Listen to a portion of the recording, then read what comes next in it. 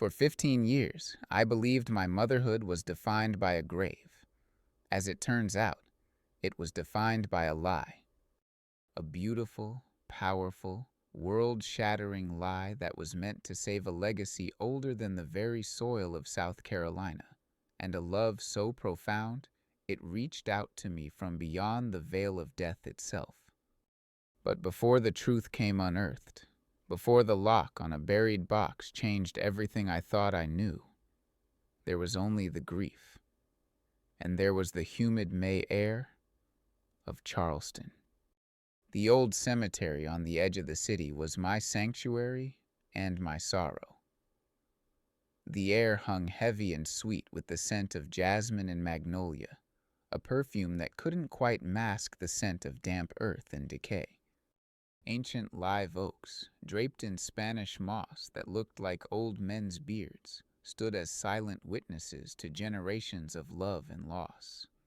My weekly pilgrimage here was a ritual carved from 15 years of a grief so deep it had become a part of my bones. I knelt on my cushioned pad, the damp soil seeping a cool comfort through my slacks. Before me was the simple granite headstone, its surface worn smooth by time and my own touch. Eliza Rem, beloved daughter, forever 35. Her smiling face, etched into the stone from her college graduation photo, was faded now, a ghost of the brilliant light she had been. "Hello, my sweet girl," I whispered, my voice a low, familiar rasp. "Mama's here." My work began as it always did. I pulled on my gardening gloves, the leather worn and supple from years of this same task. I started with the weeds, those stubborn, tenacious intruders that tried to claim the sacred ground. My daughter had always hated weeds. She'd called them bullies, always trying to choke out the pretty things. Even as a girl, during what the doctors had called her strange spells, she would talk to the flowers, telling them to be strong. I'd taken her to so many specialists for those spells, for the vivid dreams she claimed were more real than waking life. They'd offered diagnoses: epilepsy, schizophrenia, adolescent fantasy, and prescriptions that dulled her shine but never silenced the whispers she claimed to hear on the wind. Oh, how I wished I had listened more to her, and less to them. As I worked the soil with my trowel, my mind drifted back to Samuel, my late husband. He'd been gone 17 years now, taken by his heart 2 years before Eliza's car lost control on that slick, rain-swept highway. He'd been a good man, a steady man, solid as the oak trees around us. He had adored Eliza with a fierce, quiet intensity that was his way. The grief of losing him, followed so closely by the impossible, world-ending grief of losing my only child, had nearly broken me. This ritual, this tending of her final resting place, was what had pieced me back together. My trowel hit something hard with a dull thud. I frowned, expecting a rock or a thick, stubborn root. I repositioned the tool and tried again. Thud. It was solid, unmoving, and felt flat, not like a stone. A flicker of curiosity, an emotion I hadn't felt in years, sparked within me. Caution told me to leave it be, that this was holy ground not to be disturbed. But the curiosity was stronger. With my arthritic hands, I began to dig in earnest, scooping away the rich, dark soil. My breath caught in my throat as the outline of something man-made began to appear. It was wood, dark and damp from its long slumber in the earth. A box, a small wooden box, no bigger than a book of hymns. My heart began to beat a frantic, unfamiliar rhythm against my ribs. After several minutes of careful excavation, I managed to lift it from its earthen cradle. It was heavy, solid. As I wiped away the clinging soil, My trembling fingers traced the carvings on the lid. They were initials, elegantly carved in a script I knew as well as my own name. SR and ER. And beneath them, a year. The year of Eliza's birth. A wave of dizziness washed over me, and I sat back hard on the grass. Samuel Rem. Eliza Rem. My husband. Our daughter. But it made no sense. It was impossible. Samuel had been laid to rest in this very cemetery 2 years before Eliza. He couldn't have put this here. He couldn't have buried a box at the future site of a grave for a daughter who was, at that time, vibrant and alive, and living in Atlanta. How could this be? What was this impossible object I held in my hands? I sat there on the damp grass, the world tilting around me, the only steady thing in it the impossible weight of the wooden box in my lap. My mind, a place that had been moving slowly through the fog of grief for 15 years, was now racing, trying to make sense of a simple carving that defied all logic. Samuel and Eliza. It was a loving tribute, a father and daughter united.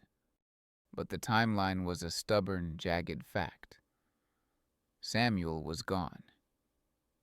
He had been gone for 2 years when Eliza had left us. How could he have buried this here for her? A part of me, the part that had learned to fear any disruption to the fragile piece of my routine, wanted to put the box back, to rebury it, to smooth the soil over it, and to pretend I had never found it. To return to the simple, understandable pain of a grieving mother. But as I looked at Eliza's faded photograph on the headstone, at the smile I knew better than my own, I knew I couldn't. This box, this impossibility, was connected to her. And any thread that led to my daughter, even a confusing and frightening one, was a thread I had to follow. The latch was sealed tight with rust, a stubborn guardian of whatever secrets lay within. My arthritic fingers, clumsy and weak, fumbled with it. I tried to pry it open with my fingernail, then with the edge of my trowel. It wouldn't budge. A surge of frustrated energy, an emotion so sharp and alive it felt foreign, coursed through me. I took a deep breath, positioned the tip of the trowel just so, and gave it a hard, desperate twist. The old metal groaned in protest, and then, with a sharp crack, it snapped. The lid creaked open. A puff of air, smelling of musty, trapped earth and something else, something vaguely herbal, escaped its long confinement. My hands trembled as I looked inside. The first thing I saw, nestled on a bed of yellowed cloth, was a small silver baby rattle. My breath hitched in my chest, a painful, sharp gasp. I knew this rattle. It was tarnished and dull, but the delicate etching of a crescent moon and a single star was unmistakable. It had been Eliza's.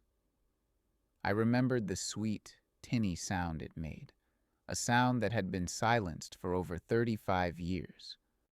We'd lost it during a move when Eliza was just a toddler.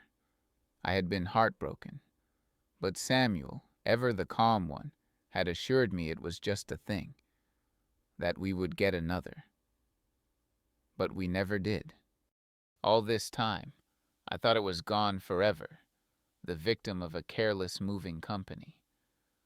But it hadn't been lost. It had been hidden, deliberately. Beneath the rattle was another object wrapped in the same yellowed cloth. My fingers felt a flat, square shape. I carefully unwrapped it. It was a photograph, faded and creased at the edges. A picture of Samuel, young and vibrant, the way he was when we first met. His smile was wide and unguarded, full of a joy I had rarely seen. But he was not looking at me. His arm was wrapped around a beautiful woman I had never seen before. She was luminous, her skin the color of rich earth, her eyes large and dark, and full of a fire that the black and white photograph couldn't dim. They weren't just posing together, they were intertwined, their bodies angled toward each other, radiating a love that was as obvious as the sunlight in the picture. My stomach clenched. Betrayal, cold and sharp, pierced through the layers of my grief. I turned the photo over. Scrawled on the back in an elegant feminine hand were the words, Samuel and Imani. The last summer, Imani. The name was a whisper from a life I had never known existed, and beneath the photo was the source of that whisper. A thick stack of letters, tied with a faded blue ribbon. The paper was brittle, the ink faded from black to a soft brown. The signature at the bottom of the top letter was the same elegant script, Imani. My heart was a wild drum against my ribs. I knew, with the kind of certainty that precedes a storm, that I was holding the truth of my life in my hands, and that it was about to shatter everything. I untied the ribbon, the silk crumbling between my fingers, and unfolded the first letter. My dearest Samuel, it began. If you are reading this, then our time has run out. If someone else is reading this, then I pray it is your Beatrice, and I pray for her forgiveness. The purifiers took my parents last night. They came in the dark, silent and swift, and now I am the last of my line. I am running, my love, with our child safe in my womb. The child you and I made under the stars of that last, perfect summer. My family, the Gula people of these islands, carry a gift, a sight, a knowing. The purifiers have hunted us for generations, seeking to extinguish our light, to steal our power. And now they are hunting me. I cannot lead them to you. I cannot endanger our daughter, so I must disappear. But I will make sure she finds her way to you. She is your daughter, Samuel. Protect her. Love her. And if you cannot tell your wife the truth, then weave a lie so strong it becomes its own kind of truth.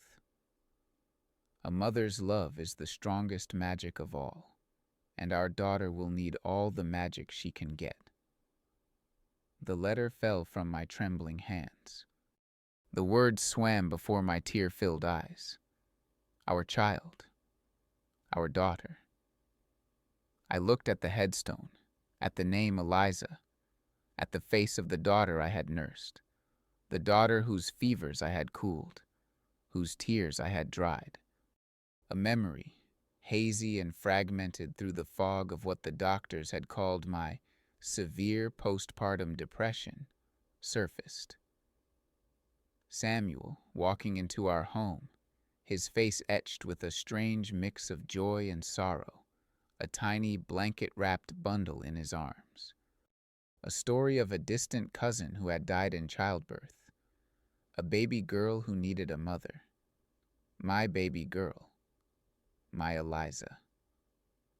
A lie so strong it becomes its own kind of truth. My entire motherhood, the central pillar of my life, was a lie.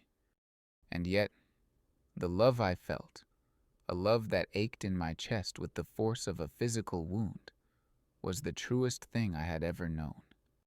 The world had narrowed to the rustle of brittle paper in my hands, and the steady, silent gaze of my daughter's name carved in stone. The air, thick with the scent of jasmine, now felt thin and sharp in my lungs. My entire life, my most sacred identity as a mother, had been revealed as a story written by someone else, a story in which I was a main character who had never once read the script. The betrayal I felt toward Samuel was a bitter, burning thing, but it was dwarfed by the tidal wave of love that rose up in me, fierce and protective. Lie or not, Eliza was my daughter. I had been the one to rock her to sleep, to kiss her scraped knees, to hold her hand on her first day of school. Biology was a fact, but love is a truth. And our love was the truest thing in my world. My hands, slick with a nervous sweat, reached for the next letter. I had to know more.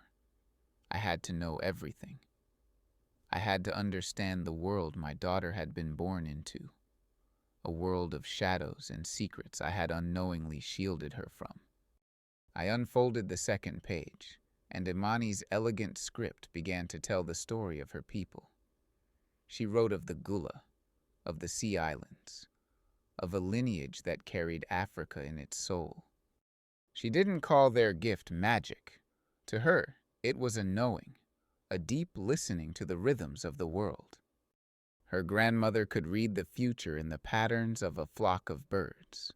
Her mother could mix poultices from marsh weeds and roots that could draw the fever from a sick child.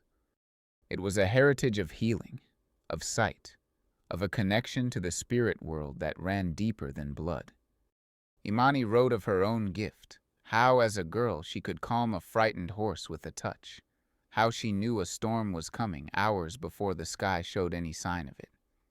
She wrote of her fear and her profound hope that her baby girl would carry this same light within her. As I read, my mind flew back through the years, and memories of Eliza's childhood began to click into place like tumblers in a lock. I saw her at 16, sitting at our kitchen table, her eyes distant, as she described in perfect, vivid detail the layout of my own grandmother's house in Georgia, a house Eliza had never visited, a house that had been sold and torn down a decade before she was born. I had called it an overactive imagination. I saw her at 22, when I'd burned my hand badly on a cast-iron skillet. She had ignored the ointments and bandages, rushing into the garden to crush a handful of what I'd always called weeds. She'd made a paste and applied it to the burn, humming a low, strange melody. The pain had vanished almost instantly, and the burn healed in days without a scar. I'd called it a lucky guess, an old wives' tale. A wave of regret so powerful it made me gasp washed over me. All those times I had dismissed her, all those doctors I had taken her to, all those pills that were meant to quiet the fantasies in her head. I hadn't been helping her. I had been trying to extinguish the brightest parts of her, the very legacy her true mother had prayed she would inherit. In my ignorance, in my desire for her to be normal, I had made her feel strange and alone in her own skin, with a gift I was never equipped to understand. The next letter was darker. In it, Imani explained the purifiers. She wrote that they were not a gang of thugs, but an ancient, wealthy, and powerful secret society. Their sole purpose, for generations, had been the eradication of bloodlines like hers. They didn't want to steal the power. They saw it as a spiritual corruption, a stain upon humanity that had to be cleansed. They moved through the world cloaked in influence and respectability, judges, politicians, doctors, all united by a fanatical belief that her family's gift was an abomination. Imani wrote that the purifiers had been responsible for her parents' death, staging it to look like a boating accident. They were patient, and they were relentless. The final letter in the stack I held was different. The handwriting was shakier, the ink slightly blurred in places, as if by tears. It was dated 13 years after the first. My Samuel, it read, I have been watching from afar. Our daughter is a young woman now, and the gift is awakening in her, just as I knew it would. It is a dangerous time. The purifiers will sense it, like wolves sensing blood on the wind. There is a prophecy, an old and sorrowful one in my family's history.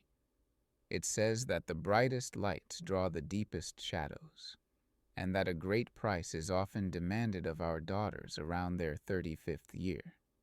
I don't know what form this danger will take, but it is coming for her. I have included the amulet of the ancients in this box. It is our last protection. Samuel, when the time is right, you must give this to Beatrice. The prophecy says the danger can only be averted by the unconditional love of the mother who raised the child. It is her love, not the blood of birth, that holds the key. My eyes flew to the headstone, to the dates etched in granite. Born, 1968. Died 2003. She was 35. The prophecy had come true. A cold, hard certainty settled in my heart, displacing the grief. My daughter's death hadn't been a tragic accident. It had been an execution. The word burned in my mind. Execution. For 15 years, the story I had told myself was one of tragedy. A wet road, a patch of black ice, a moment of lost control. It was a senseless, cruel act of God, and my grief, while immense, was a passive thing. It was a sorrow I endured. But this was different. The letters in my lap transformed my daughter's death from a tragedy into an atrocity. The sorrow in my heart began to curdle, hardening into something new, something cold and sharp and heavy. It was rage. A righteous, holy rage that burned away the fog of grief and left behind a terrifying, diamond-hard clarity. My daughter had not been the victim of a random accident. She had been hunted. She had been murdered by a shadowy cabal of zealots who feared the light she carried inside her. The quiet, weeping old woman who had knelt at this grave just an hour ago was gone. In her place was a mother who had just learned that her child had been stolen from her, and the fire of that knowledge was hotter than any grief. My shaking hands went back to the box. The letters were no longer just a story. They were a testament, an indictment. Beneath the indentation where they had rested for so many years, my fingers brushed against another object wrapped in cloth. It was small and hard. I unwrapped it carefully. Lying in my palm was a small, smooth, dark stone, about the size of a robin's egg. It was threaded onto a simple, worn leather cord. The stone, maybe obsidian or some river rock polished by 1,000 years of current, was cool at first, but as I held it, a strange, deep warmth began to emanate from it, spreading into my skin, up my arm, and settling in my chest. Carved into its surface was a single, faint symbol, like a spiral with 3 lines radiating from its center. It felt ancient, older than any writing I knew. Tucked into the cloth with it was one last, small, folded piece of paper. This one was different. It wasn't a letter to Samuel. The script was the same, but the words were for me. Beatrice, it began, and my breath caught in my throat. I do not know if you will ever read this, but I pray to the spirits of my mothers that you do. The amulet you hold is the heart of our line. It sleeps now, its power dormant. The old stories say that in times of great darkness, its power can only be reawakened by the love of the mother of the heart, the one who raises the child of prophecy. It is your love for our Eliza, a love that transcends the bounds of blood and bone. That is the key. The purifiers believe that with Eliza's passing, our light is extinguished forever. They are wrong. They did not count on you. You are not just the woman who raised my daughter. You were her shield, her safe harbor. And now, you must become the keeper of the flame. Accept this role, Beatrice. Let your love for Eliza be your guide. Protect her spirit. Protect our legacy. Her light has not gone out. It has simply been passed to you. I closed my eyes, the warm stone pulsing gently in my hand. Keeper of the flame. The words resonated deep in my soul, in a place that had been hollow for 15 years. Imani's words offered not an apology for the lie, but a coronation. My motherhood had not been a deception. It had been a sacred trust, a purpose so profound I had never even known I was fulfilling it. I was not the grieving mother of a lost child. I was the chosen guardian of a powerful, hunted, and now endangered legacy. A strange calm settled over me. I looked at the contents of the box. The rattle, a symbol of Eliza's hidden birth. The photograph, a symbol of a love I never knew. The letters, the testament of her true heritage. And the amulet, a symbol of my new purpose. These were not the artifacts of a lie.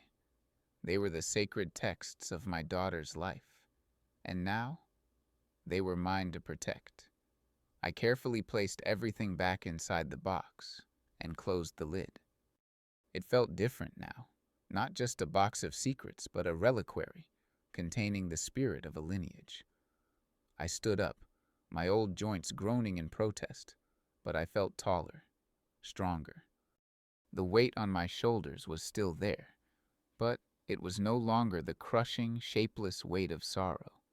It was the heavy, noble weight of a crown. I looked at Eliza's name on the headstone one last time. The tears that came to my eyes were not tears of sadness, but of a fierce, burning promise. "It's not over, my sweet girl," I whispered, my voice low and steady. "They thought they were finished with you. They don't know that they've just started a war with your mother." As the sun began its slow descent, casting long, dramatic shadows across the old cemetery, I walked away from my daughter's grave. I was no longer the broken old woman who had arrived that morning. I was Beatrice Rem, the last guardian of Imani's line, the keeper of the flame.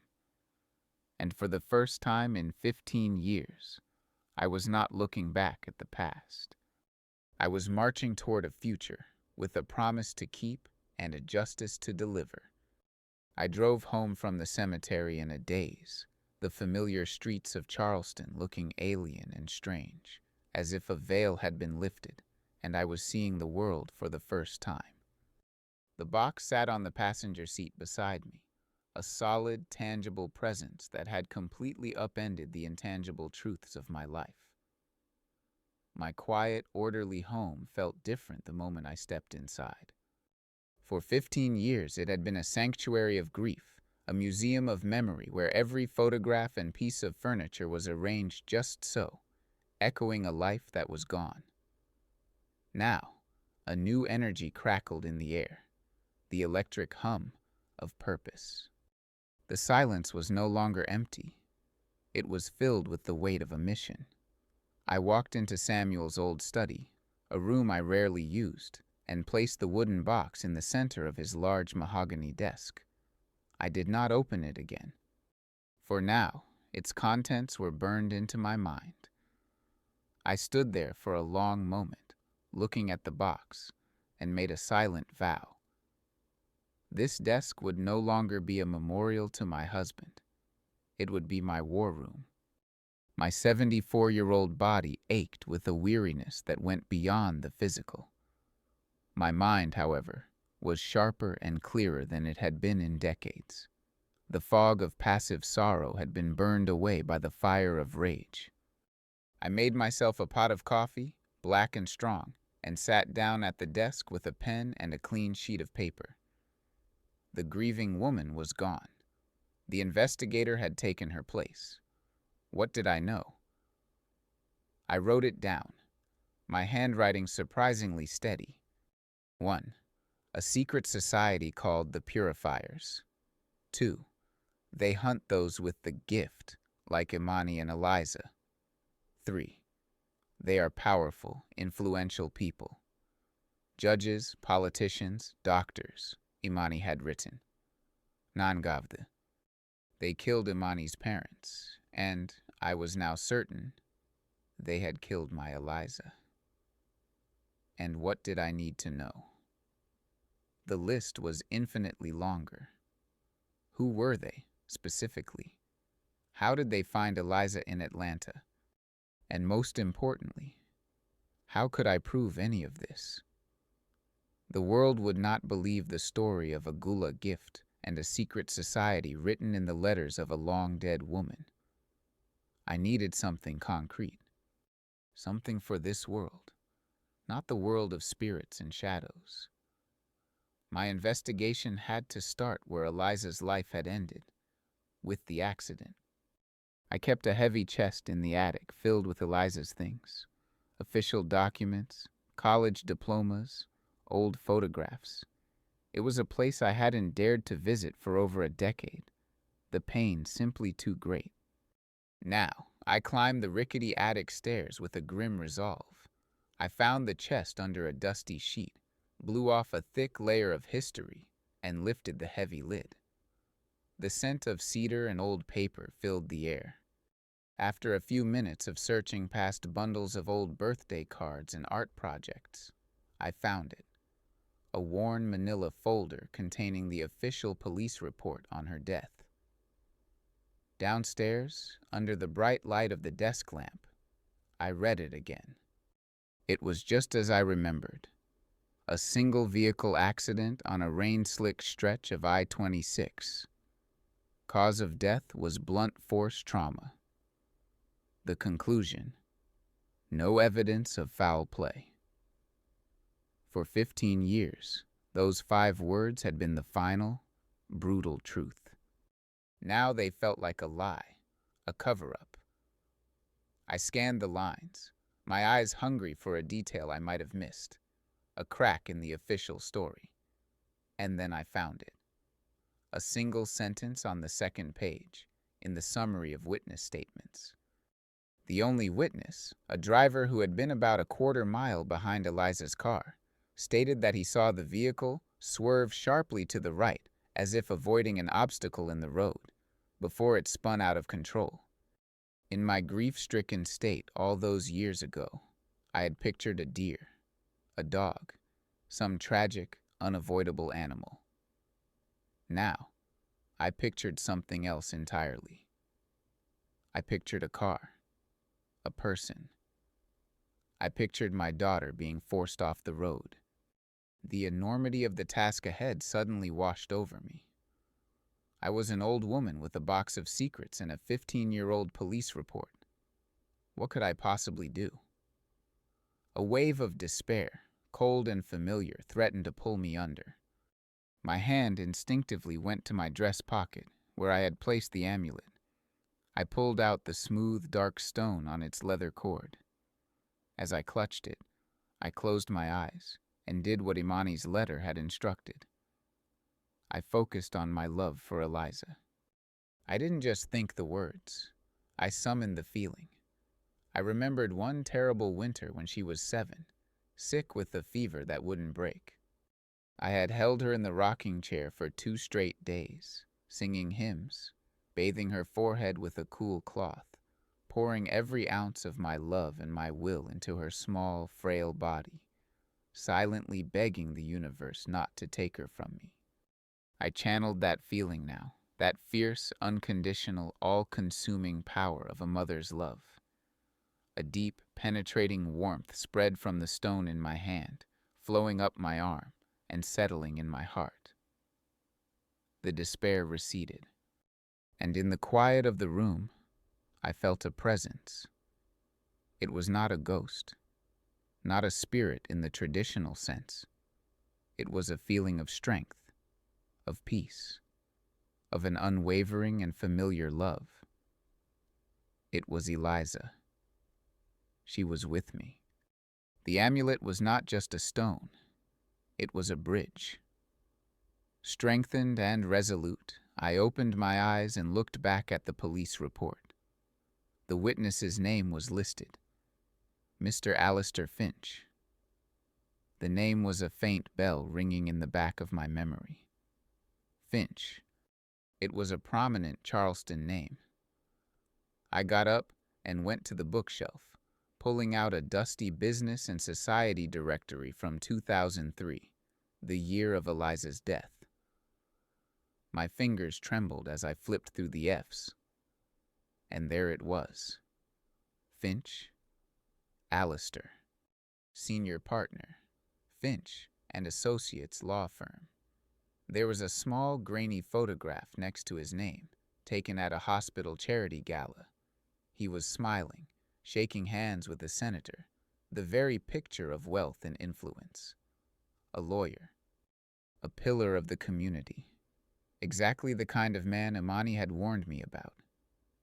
The only witness to my daughter's accident was one of them. The question was he a witness? Or was he a purifier, there to make sure the job was done? My investigation now had a face. I sat in the quiet of Samuel's study, the old business directory open on the desk, the smiling face of Alistair Finch looking up at me. He looked like so many men I'd seen my entire life in Charleston, respectable, wealthy, his family name a pillar of the city's history, an enemy hidden in plain sight. My heart was not racing with fear. It was beating with the slow, steady rhythm of a drum going to war.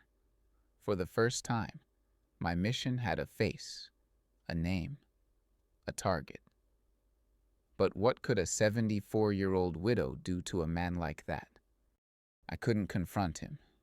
I couldn't go to the police with my box of letters and my resurrected suspicions. They would have called me a grieving, senile old woman. Alistair Finch was a fortress, protected by walls of money, power, and reputation. I knew I couldn't knock that fortress down with a frontal assault. I would have to be smarter. I would have to use the very things the world saw as my weaknesses, my age, my gender, my race, as my camouflage. To a man like Alistair Finch, a woman like me was invisible, and I decided then and there to become a ghost, a silent observer in the life of the man who had witnessed my daughter's murder. My first stop, once again, was the library. In the local history archives, I became a quiet fixture in the corner, just another old woman whiling away her afternoons. But I wasn't reading novels. I was digging through 15 years of the Post and Courier on microfilm, searching for one name, Alistair Finch, and he was everywhere. Pictured at museum galas, quoted in articles about corporate mergers, praised for his generous donations to the city's arts council. I built a profile of him, piece by piece.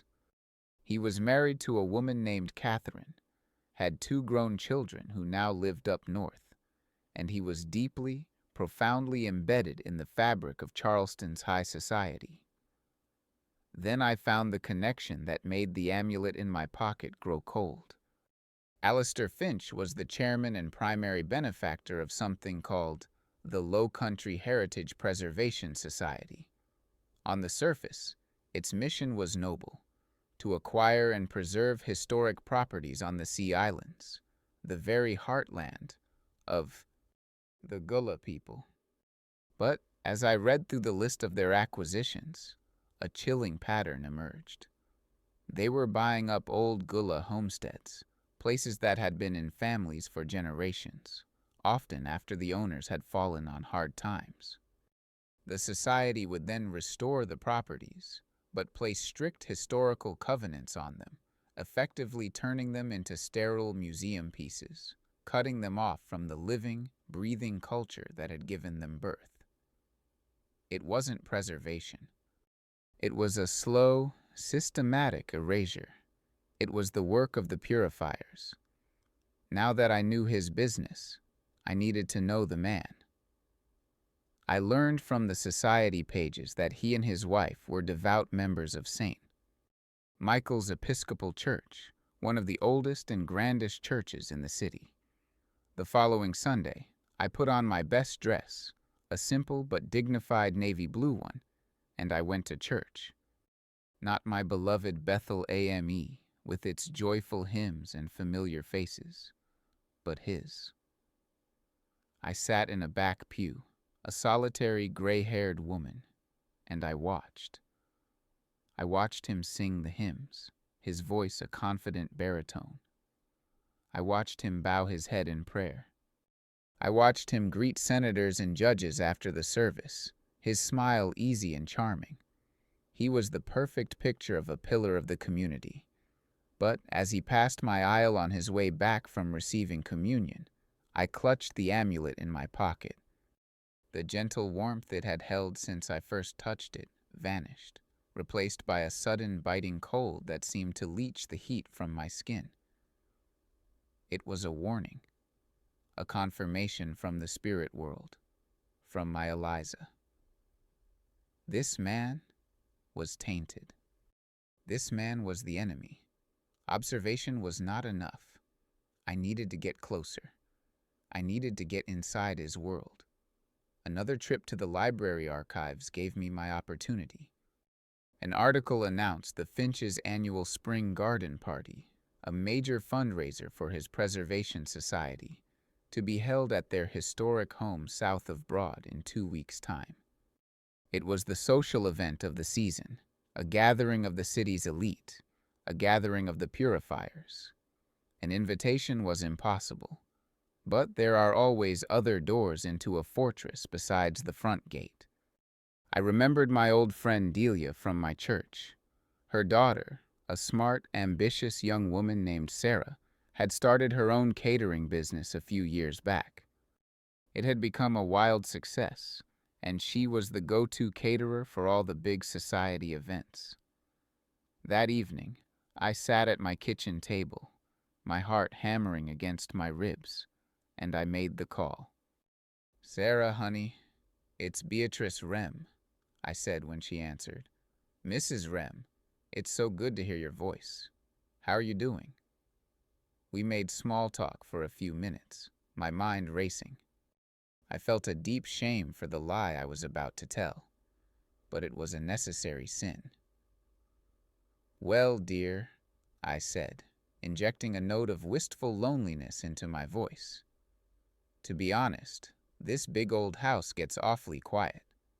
I was thinking I need to find something to keep my hands busy. I know this is a strange question, but your mother mentioned you're catering that big Finch party in a couple of weeks." I let the sentence hang in the air, my breath held tight in my chest.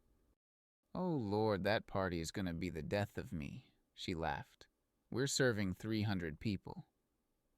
"Well," I said, my voice soft and hopeful, "I was just wondering, are you by any chance hiring any extra help?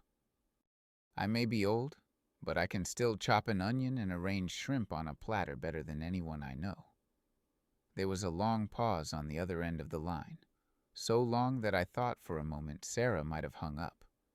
I could hear the clatter of pans and the murmur of voices in the background of her busy kitchen. My own kitchen was silent, the ticking of the old wall clock marking each second of my desperate gamble. "Mrs. Rem," Sarah finally said, her voice a mixture of surprise and gentle concern. "You know you don't have to do that. You've worked hard your whole life. This is your time to rest." "Oh, honey, rest is the last thing I need," I said, forcing a light, airy laugh. "Rest just gives an old woman too much time to think. It's not about the money, dear. It's about feeling useful. I promise I'll stay out of your way. I just want to feel like a part of the world again." I could hear the hesitation in her sigh, but I also knew Sarah was a good girl, raised by a good mother. She would not deny the respectful request of an elder. "Okay, Mrs. Rem," she said, her voice softening. "If you're absolutely sure. To be honest, we could use an extra pair of steady hands in the kitchen for prep work. Just be at our commissary kitchen at noon on Saturday." But you let me know the second you get tired, you hear? Relief washed over me, so potent it almost buckled my knees. Thank you, Sarah, I said, my voice thick with genuine gratitude. You won't regret it. The week leading up to the party was a blur of nervous energy and quiet preparation. I was no longer preparing for a catering job. I was preparing for battle. I chose my uniform with care. A simple, long-sleeved black dress, a plain white apron, and the most comfortable, sensible black shoes I owned. I was dressing for invisibility. I wanted to be a shadow on the wall, a ghost in the corner, someone whose presence was felt, but never truly seen. On the morning of the party, I took the leather cord of the amulet and tied it around my neck, tucking the warm, dark stone beneath the collar of my dress. It rested against my skin, a secret shield, a silent connection to the daughter whose memory I was fighting for. The Finch estate, nestled in the heart of Charleston's historic South of Broad neighborhood, was even grander than I had imagined. Wrought iron gates opened onto a long drive shaded by a canopy of ancient oaks. The house itself was a magnificent three-story Georgian mansion with white columns and wide, welcoming verandas. It was a picture of Southern grace and old money. But as our catering van pulled around to the service entrance in the back, I felt a deep, unshakable chill. The house was beautiful, but it felt cold, like a pristine mausoleum. It was a house built on secrets. The kitchen was a chaotic symphony of controlled panic. Chefs barked orders, servers rushed back and forth, and the air was thick with the scent of roasting duck and thyme. Sarah, a clipboard in hand, was the calm conductor in the center of the storm. She gave me a warm hug and set me up at a large stainless steel table with a mountain of vegetables to chop. "Just this for now, Mrs. Rem," she said with a kind smile. "Easy work." It was exactly what I wanted. I blended into the background, my knife moving with the steady, practiced rhythm of a woman who had been cooking for 60 years. I was just another part of the kitchen staff, but my eyes and ears were working harder than my hands. I watched Catherine Finch sweep in and out of the kitchen, her perfectly coiffed silver hair unmoving, her voice sharp as she issued last-minute demands. I watched Alistair Finch himself appear, dressed in a seersucker suit, clapping a chef on the back and stealing a piece of bacon from a tray with a practiced, charming smile that never once reached his cold blue eyes. My opportunity came when Sarah asked me to carry a tray of linens to the downstairs powder room. It gave me a chance to walk through a small part of the house. The floors were polished to a mirror shine, the walls lined with portraits of stern-faced ancestors. The air was cool and still. As I walked down the main hallway, I passed a heavy, dark wood door. It was closed, but as I drew near it, the amulet under my dress grew icy cold, the sudden chill a shock against my warm skin. This was his study, the heart of the fortress. I lingered for a moment too long, and a voice made me jump.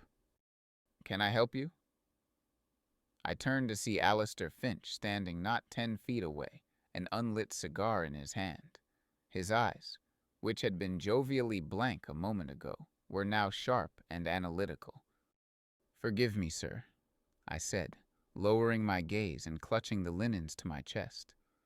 "Just taking these to the powder room. It's a beautiful home." His gaze swept over me, and the sharpness was gone, replaced by a dismissive patrician ease. He had seen me, assessed me, and filed me away as unimportant. A nobody. An old black woman on the catering staff. "See that you don't get lost," he said, his voice smooth and condescending, before turning to enter his study. He didn't know he was looking at the mother of the woman he'd helped kill. He didn't know he was looking at his enemy. Later, as the party began and the first guests arrived, their laughter tinkling like wind chimes in the garden, Sarah gave me a new task. She handed me a silver tray laden with champagne flutes. Just for the first hour, Mrs. Rem. Mingle, smile, and make sure our guests are happy. My heart hammered against my ribs. Mingle. This was my chance. I pushed through the swinging door that led from the kitchen to the sprawling manicured garden. The late afternoon sun cast a golden glow over a sea of pastel dresses and linen suits. And there, in the center of it all, holding court by a marble fountain, was Alistair Finch. He was laughing, a deep, hearty sound, as he clinked glasses with another man. A man whose face I instantly recognized from the old photo in the directory. A United States Senator. The amulet under my dress was now a solid block of ice against my skin. I was not in the lion's den. I was in a den full of lions, and I was walking straight into the middle of them. I took a deep, steadying breath, my hand resting on the cool silver of the champagne tray. I was a ghost. I was a servant. I was a 74-year-old woman in a plain black dress, and I was utterly invisible to these people. I let that invisibility become my shield and my sword. With the tray held high, I stepped into the glittering world of my enemies. I moved through the crowd, my steps slow and deliberate. Champagne? I'd offer, my voice soft and deferential. Most guests took a glass without even looking at me. I was just a pair of hands offering a drink. But I was listening. The air was thick with conversations about money, politics, and summer homes. But underneath the idle chatter, I listened for a different current, a darker tone. The amulet, resting against my sternum, was my guide. It remained a cold, solid weight, a constant reminder of the danger that surrounded me. My mission was clear. I had to get into Alistair Finch's study. I needed to know what was in that room that made the amulet react so violently. My chance came in a sudden, chaotic splash. A young, tipsy guest stumbled backward, colliding with a server and sending a full tray of crimson-colored cocktails crashing to the pristine flagstone patio, just a few feet from the French doors leading to the study. The sound of shattering glass made everyone jump. Staff rushed to the scene with cloths and dustpans. Guests gasped and fluttered. In the commotion, Alistair Finch himself emerged from his study to see what was wrong, his face a mask of annoyance. He left the door to the study slightly ajar. This was my moment. While all eyes were on the spilled drinks, I slipped away from the edge of the crowd. With my heart pounding a frantic rhythm against the cold stone of the amulet, I pushed the heavy door open and slid inside, pulling it quietly shut behind me. The room was just as I had imagined. Dark wood paneling, floor-to-ceiling bookshelves filled with leather-bound volumes, and the faint, masculine scent of cigar smoke and old paper. It was the smell of power. I didn't have much time. I let the amulet guide me. The coldness was intense now, a palpable presence in the room. It was strongest near the massive, ornate desk. Behind the desk, hanging on the wall, was a large antique map of the South Carolina Sea Islands. My eyes scanned it quickly. I saw red pins stuck in various locations, marking, I assumed, the properties his preservation society had acquired. But my gaze was drawn to one small remote island. It was circled in black ink, and next to it was a hand-drawn symbol, the same spiral with 3 radiating lines that was carved into my amulet. This was it, the heart of Imani's line, the place they coveted most. My eyes followed the wall down from the map, and there, almost perfectly hidden in the grain of the dark wood, was the faint, telltale seam of a hidden compartment. A safe. I ran my fingers over it. There is no handle, no keypad, just a small, almost invisible indentation. I pressed it, pushed it, tried to slide it. Nothing. It was locked. I heard footsteps in the hall. Finch was coming back. Panic, hot and sharp, flared in my chest. There was no time. I took the amulet from under my dress. Acting on pure instinct, a desperate ancestral knowing, I pressed the smooth, cold stone against the indentation in the wall. I closed my eyes, summoning the image of Eliza's smiling face. I poured all my love, all my rage, all my purpose into that single point of contact. For my daughter, I thought. For Eliza. There was no sound, but I felt a soft, mechanical click reverberate through the stone into my hand. The ancient lock, attuned to the energy of the amulet, had released. I pried the small door open. Inside, there was no gold, no cash. There was only a single, thick, leather-bound ledger. I grabbed it just as the doorknob on the study door began to turn. There was nowhere to hide. I did the only thing I could. I shoved the heavy ledger under my apron, holding it tight against my stomach with one arm. With my free hand, I picked up a silver letter opener from the desk and began polishing it with the edge of my sleeve, my back to the door. "What in God's name are you doing in my study?" Finch's voice was a low, dangerous snarl. I turned, my face a mask of bewildered, slightly doddering confusion. "Oh my goodness, Mr. Finch, I am so terribly sorry," I said, my voice shaky and frail. "I must have taken a wrong turn looking for the powder room. Such a big, beautiful house. I was just admiring this lovely silver." His eyes were chips of ice. He was furious, but he was also the host of a party for 300 of the most powerful people in the state. He could not make a scene with an old woman from the catering staff. "Get out," he hissed. "Now."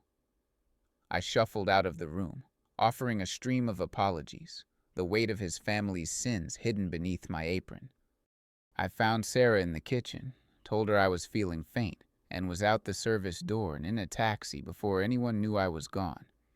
At home, I laid the ledger on my desk. Its pages were filled with names, dates, and accounts going back over 100 years. It was the secret history of the purifiers. It detailed their finances, their membership, their acquisitions. And on the last few pages, I found what I was looking for: a list of targets. There was Imani's family. And there, entered 15 years ago, was my daughter, Eliza Rem. Target confirmed. Resolution arranged. It was the smoking gun. But I did not go to the police. I knew how men like Finch could make evidence disappear, how they could paint me as a crazy, vengeful old woman. I chose a different kind of justice. I spent the next week making careful, anonymous copies.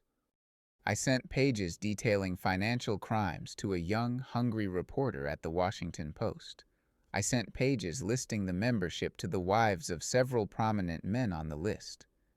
And I sent the pages detailing the historical land grabs to a Gula preservation group run by a fierce young woman who I knew would fight like hell to get her people's land back. I did not burn the fortress down. I simply gave the termites the blueprint and let them eat it from the inside out. The story ends a month later.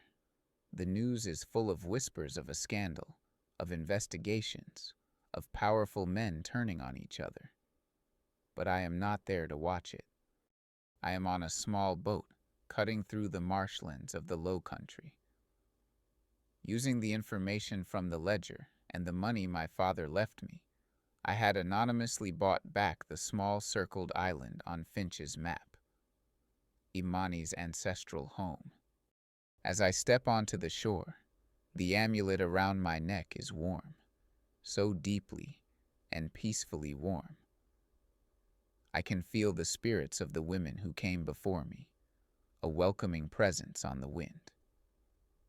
I am not here to mourn a death. I am here to reclaim a birthright. I am Beatrice, the keeper of the flame, and I have finally brought the fire home.